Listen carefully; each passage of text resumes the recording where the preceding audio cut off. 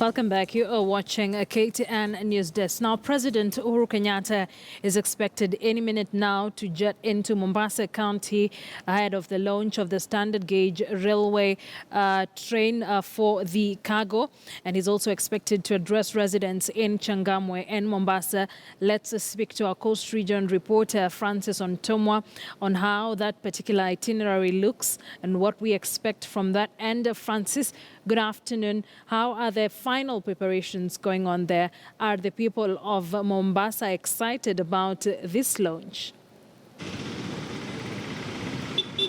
Well, Akisa, a lot of excitement here in the city of Mombasa. The launch of the standard gauge railway is finally here.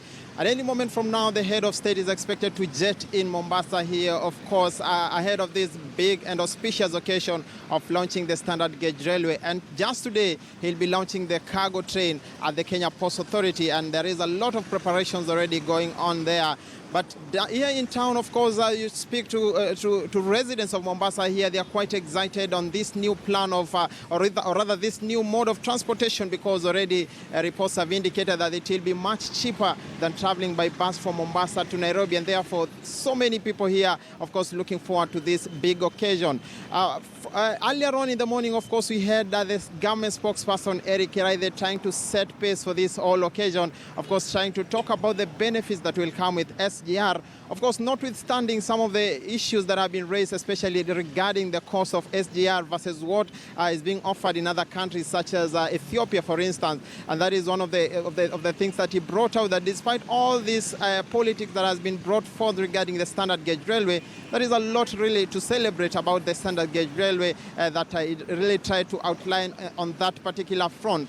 Akisa, ahead of this exercise of Ghost, we expect that maiden trip by Uhuru Kenyatta tomorrow, when he'll be making his way all out of Mombasa, heading to Nairobi, and that is what has been it is much expected here. And of course, looking at the kind of hype and euphoria that this whole celebration of SGR has brought forth, it will actually not go without a bit of politics. And politically speaking, of course, this is one of those flagship projects, rather some of the projects that the Jubilee administration will be trying to lay out to Kenyans, to try and tell them that, yes, these are the successes that we've managed. Of course, looking at some of the issues that they've not managed to attain in terms of their election pledges in the last election.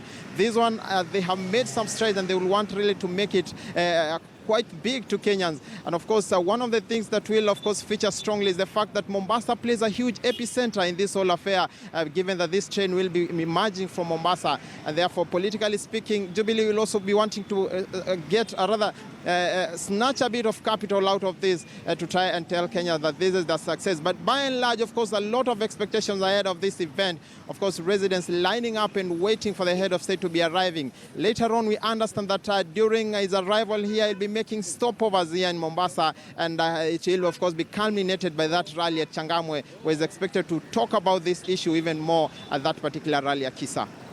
Now, Francis, there was word that the governor for Mombasa, Ali Hassan Joho, wasn't invited to the launch of to this particular launch, but he said he will be in attendance. Could you confirm this? Will he be in attendance in this particular launch as the governor? Well, the government spokesperson, Eric Kiraithe, talked about that issue in the morning, but he did not commit on whether Ali Hassan Joho, the governor of Mombasa, will be part of this particular event, or whether he has been invited, whether he'll be among the speakers in this particular event. But what he said is that the Office of State House has a protocol arrangement that should be able to really express itself and tell whether he is part of this occasion. But of course, we understand that the last time there was an altercation between him and security apparatus when he tried to go to a presidential event. This time around, he has been actually circulating, he has been making a lot of prominence online, talking about how he must attend this particular launch and be able to speak boldly on some of the issues that he may want to speak at that particular meeting. At this particular time, we don't know really whether he will be making is the threat true and really attend that particular event. But a lot of eyes have been trained on this one to see whether this time around he'll be able to make it in that meeting. All right, Francis, thank you for that. That's our Coast Region reporter, Francis Ontomwa. Let's now get into